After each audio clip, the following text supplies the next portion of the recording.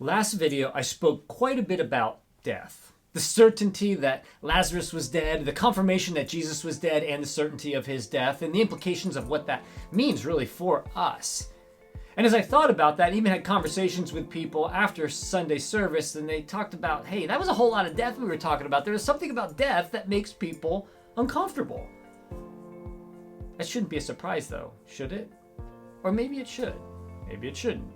I mean, not to sound too morbid, though, but let's think about it this way. You and I are surrounded by death often. Just on my way over to the office today, I walked through a pile of dried up, dead leaves. And I thought nothing of it. I even thought, hey, ooh, they smell good. I mean, it's kind of creepy when you put it that way, that dead leaves smell great, and you think, hey, that's a pleasing aroma. It's the aroma of death. But anyway, as strange as that sounds. But those dead leaves will decompose and add new life to the soil. And this is our reality. Part of our reality is that death brings new life, and it's happening all the time. Just consider it this way. Here's another example. What you ate today.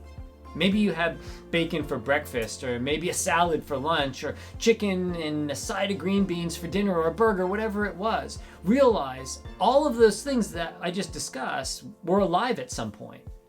All of those meal examples gave their life for yours to flourish.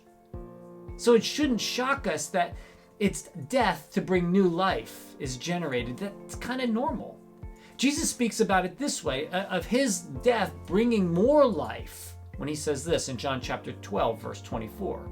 I tell you the truth, unless a kernel of wheat falls to the ground and dies, it remains only a single seed. But if it dies, it produces many seeds. Jesus gave his life to produce new life in us, an abundance of life, a life to the full when we trust him.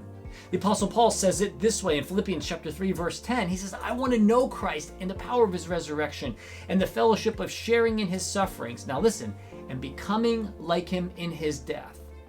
And so somehow to attain the resurrection of the dead. You see, this pattern of death bringing new life is common in everyday areas of life. And it's just the same for you and me in our walk with Christ.